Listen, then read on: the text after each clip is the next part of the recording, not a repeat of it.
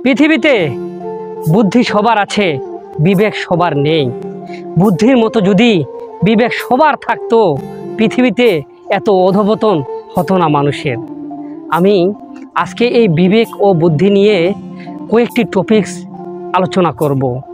আপনার শেষ পর্যন্ত থাকবেন। যদি ভিডিওটি ভালো লাগে লাইক করবেন, কমেন্ট করবেন, বেশি বেশি করে শেয়ার করবেন। যাই হোক, আমি মূল আলোচনায় যাই। বিবেক ও বুদ্ধি। বুদ্ধি প্রত্যেকটি মানুষের আছে, কিন্তু বিবেক নেই। ছোট্ট একটি উদাহরণ দিলেই বুঝবেন। যদি একটি নেশাখোরকে আমরা ডাক দিয়ে বলি, শুনো, আচ্ছা বলো তো, নেশা করাটা কি ভালো না খারাপ? সে এক কথায় উত্তর দিবে, নেশা করা খারাপ, কারণ তার বুদ্ধি কাজ করছে। এখন যদি তাকে প্রশ্ন করা হয়, নেশা করা খারাপ, তুমি নেশা করতেছো কেন?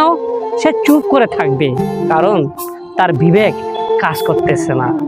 বিশ্বাস করেন, যদি বিবেকটা কাজ করত বুদ্ধির মতো, সে কখনোই নেশা করতো না। এই পৃথিবীতে কেউ কখনো খারাপ কাজ করতো না।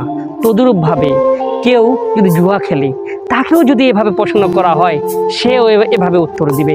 কেউ যদি জেনা করে, সে উত্তর দিবে। যাই হোক, এটা তো গেল নেশা, জুয়া, জেনা। যারা শিক্ষিত, যারা অফিসের বোঝ, যাদের অনেক বুদ্ধি মনে করি আমরা, তারাও কতটা খারাপ কাজ করে। তাদের অনেক বুদ্ধি, কিন্তু বিবেক নেই ভাই। যদি বিবেক থাকতো, কেউ ঘুষ খেত না। যদি বিবেক থাকতো, কেউ মানুষকে ঠকাতো না।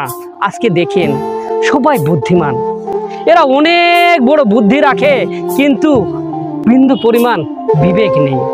এই বুদ্ধি আর বিবেক যদি মানুষের থাকতো, তাহলে পৃথিবীতে কোনো রকমই খারাপ কাজ হতো না। তো যাই হোক, আমি বলতে চাচ্ছি, বুদ্ধি তো সবারই আছে। এই বিবেকটাকে আমাদের খাটাতে হবে, হতে হবে।